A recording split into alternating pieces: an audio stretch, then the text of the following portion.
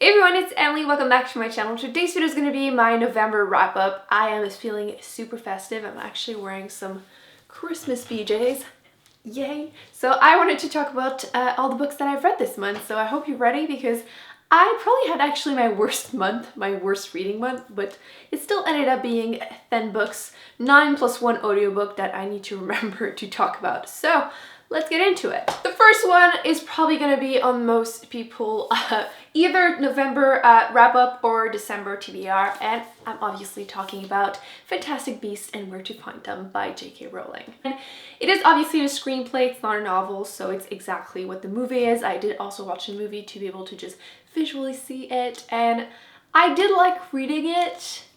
But I do think the movie gives it more justice because obviously you get to see the creatures, but it was still fun. I would probably give it 4.5, although it's probably because of the movie. Anyway, for those of you who don't know, basically you're going back in the Harry Potter world, but you are in 1925, 26, I can't remember, 26, in New York, and basically I really like being back in that universe. I really like the characters, some of them I really loved, and I'm really curious to learn more about some of them, and yeah, basically it's just mostly excited to be back in there. So if you haven't seen the movie or read the book, totally recommend you do so. My favorite book this month, and the one I was the most excited for, is obviously the first book in the Mistborn trilogy by Brandon Sanderson. This one is The Final Empire, and for some reason in this edition it's not on the cover, but yeah.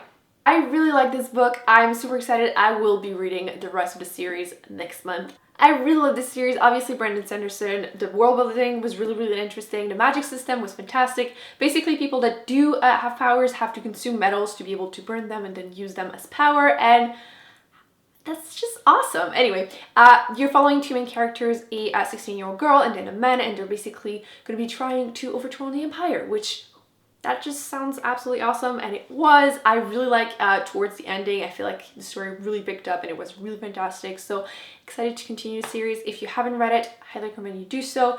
I keep being unsure if it's YA or adult fantasy. I feel like it came out at first as adult, but a lot of people are saying it's YA now. I feel like it's kind of in between, so if you are intimidated by adult high fantasy, I would say this is a great way to start because it's not overly complicated, and obviously there is one character that is younger, so I really enjoyed it, so yay.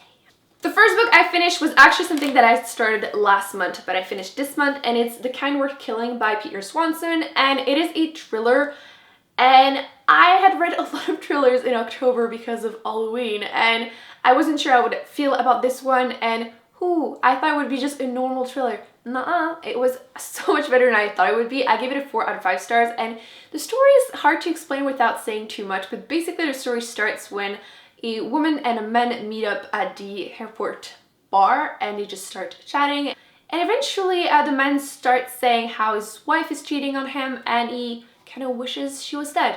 That's all I'm gonna say. But you know how thrillers, you're eventually always trying to figure out what's gonna happen? Well, that didn't work out for me in this one at all. So if you were looking for a really fun thriller, I would recommend it. I felt every time it was going to slow down, something else happened, and I was like, okay then, it's actually really fun, so yeah. I was warned that this book would break my heart and make me cry, and yep, I do not cry with books, and this one definitely made me like teary and it feels. Obviously talking about Flowers for Algernon by Daniel Keyes, and I had no idea what this book was about. I had never heard anyone mention the story, and I don't think it takes anything away from it. You're basically following a 32-year-old man who has a IQ of 68, I believe, and they do an operation on him that will give him an IQ at the end. I think it's 185, so obviously at the other end of the spectrum. And I do have to warn you that in the beginning, the writing is definitely like of someone of a lower IQ, I guess. Since English is not my first language, I just want to like throw out there that whenever you're starting, obviously since the guy has a lower IQ, he doesn't know how to write properly, and I had a hard time reading because of that.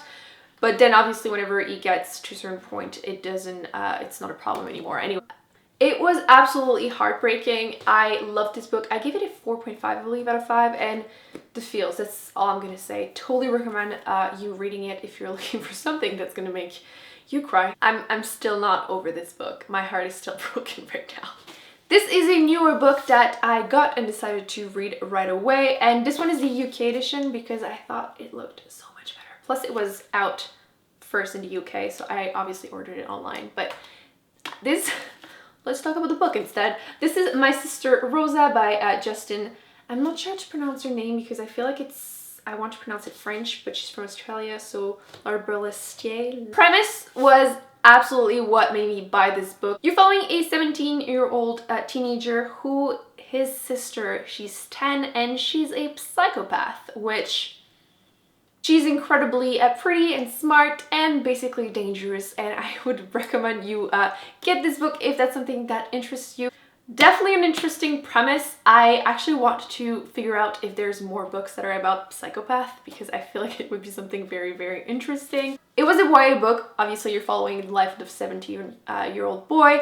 I feel like it could have been really, really interesting as an adult book. I don't know if it's just me because I kind of was a little turned off by a YA book that I read earlier that month, but it was still really, really interesting on its own, obviously. So I do recommend it if you're looking for a good YA thriller that is very different. If the premise interests you, I think it's a good book. I enjoyed it. I believe I gave it a 4 out of 5 stars, 3.5. I enjoyed it. It was a solid read and I do recommend it. Let's talk about the YA book that I mentioned that kind of me this month.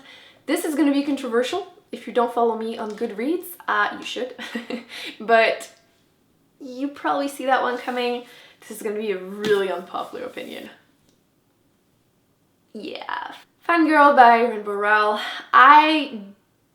No. There's some strong points in there. I have to give them to the author. There are obviously some really great parts, like the fact that Kat, you can really see her struggling with mental illness. Basically, she's really, really anxious, kind of not loving meeting other people and everything. So she's basically struggling, and that part was really, really strong. It was really well explained. You could really understand it if it's something you struggle with too. I also really loved the family dynamic between her sister, her twin sister, and her father. I feel like that was really interesting too.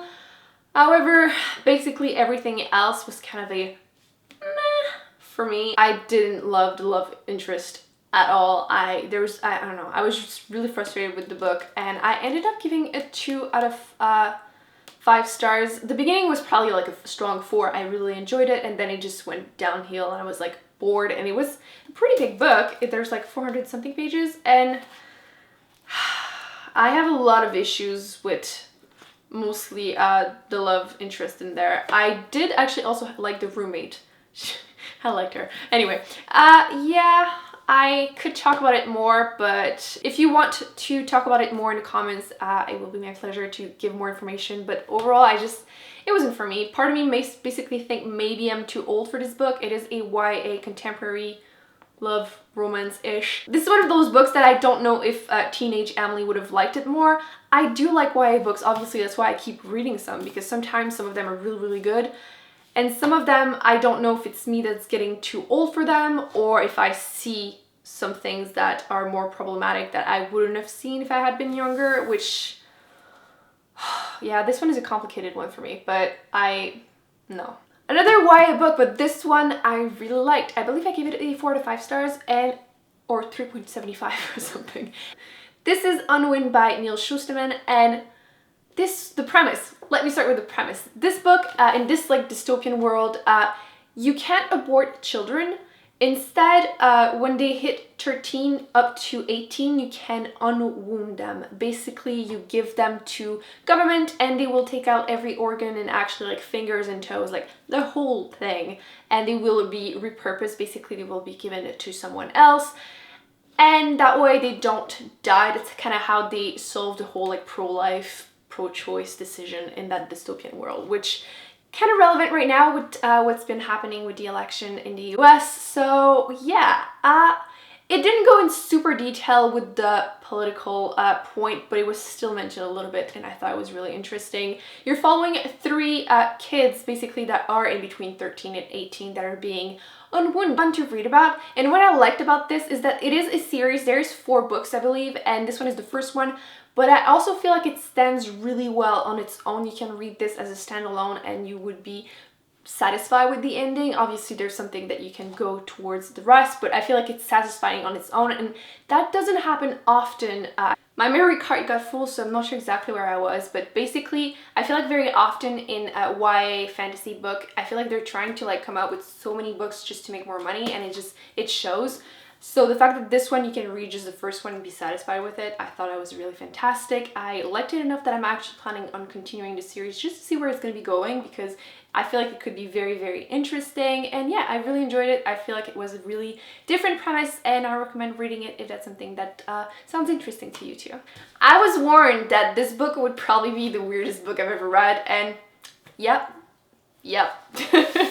I'm talking about The Library at Montchar by Scott Hawkins, and what was this? It's so difficult to talk about. I was trying to explain it to some friends, and that made no sense, honestly. It's really hard to explain, but I actually enjoyed it. I feel like the beginning, it took me like 3 days to read the first like 100 pages, which is just ridiculous for me. Usually that's something I read in one day. But then afterwards, it started getting better and better. It is a little weird even towards the end, but I was kind of okay with it. The thing is, it's hard to get into because every like 2 chapters, you're starting to follow a different story. The first part you're starting with is kind of a part of like a mythical like part of the world, so it's like hard to like follow where this is going, but then you're following the character that is in the real world, and you get into it, but it's just a bit strange. Keep in mind, at one point you're following the story through the eyes of a lion. Like, that's how strange it gets. But I believe I gave it a 4 out of 5 stars. I actually really enjoyed it. Yeah, there's no way I can explain the story properly. You're following basically a main character that is in a library where her father, which isn't a real father, is basically some type of god, if you will, and he is teaching them, each kid has a like thing that they have to study perfectly. The girl that we're following has to learn languages, and she learns all the languages that ever existed, and that sounds just so strange. I'm just trying to explain it now, and it doesn't give it justice. Like, just read it if you're into thriller, horror, mythical books. Seriously, there's no way I can explain this story and give it justice. So if that's something that you think you could be interested in, I do recommend reading it. If you've read it, you know, this is just weird, but it's some good weird. The last book I've read, I was really excited about it, and I was kind of underwhelmed because it was really hyped up for me. But if I had went into it with lower expectation, I think I would have enjoyed it more. I did enjoy it, but let me tell you. This is Ready Player One by Ernest Cline, and the premise is really interesting, but I think it's more targeted towards... I feel like I wasn't the main target for this book, and I feel like if you were, especially a man actually, and if you had been a kid or teenagers during the 80s, this is something that you will love if you love movies, video games, and everything, because it keeps referencing to a lot of those things, and for me it just meant absolutely nothing, so I felt like I was wanting to just skip those parts. But if that's something that you have seen or played, it's a lot more interesting. Anyway, you're following a kid in a dystopian world, basically, where everything goes to shit and people tend to just live online on that video game. The creator of that game dies, and he leaves a Easter egg in there. Basically, you have to try and find it, and if you do find it, you end up winning the whole, basically his estate, everything, his money, the game, everything. It's hard to explain. I enjoyed some bits, I was bored by some bits, but it's not necessarily the book's fault, it's just that I just wasn't aware of the references, basically. I did enjoy it overall. I gave it a 3.5, which for me is good. Anything that is over 3 is good for me. Like, I liked it, and then like really liked it, and then oh my god, loved it. Just giving a rating sometimes doesn't mean much because some people give 5 stars to everything, and I tend to not give 5 stars very easily. But yeah, anything that is over 3 stars, I liked it. So 3.5 is really good. I don't remember 3 or 3.5. Anyway, I enjoyed it, but it wasn't my favorite simply because I couldn't understand everything that was said. So let me talk about the audiobook before I forget. I will include the picture right here, and it's kind of a funny story because End of Watch is my first book from Stephen King, and for some reason I didn't realize that it was the 3rd book in a trilogy. What is wrong with me? I still really liked it. Like, I did realize at one point, like, they kept referencing to other things, but it still made pretty much sense, so I didn't realize until like 3/4 into the audiobook. Yeah, I really enjoyed it. I gave it a 4 out of 5 stars. I don't know if it would change if I had read the other ones, but yeah, I enjoyed it. But I've heard that the first book in a trilogy is really good, so if you were interested, I would recommend reading it. But yeah, if you have any recommendation for Stephen King books, let me know, because I do want to read more after listening to this one. So that's it. Those are all the books that I have read this month. So let me know in the comments if you have read any of these and what you thought about them, because I think it's really interesting to talk about it. If you have seen the movie or read Fantastic Beasts, let me know what you think in the comments, because I feel like there's so much I could say, but I don't want to like spoil it for anyone, but there's just so much to talk about. Anyway, I really hope you guys enjoyed this video. Don't forget to give it a thumbs up and to subscribe to not miss any future videos, and I will see you in my next one. Bye!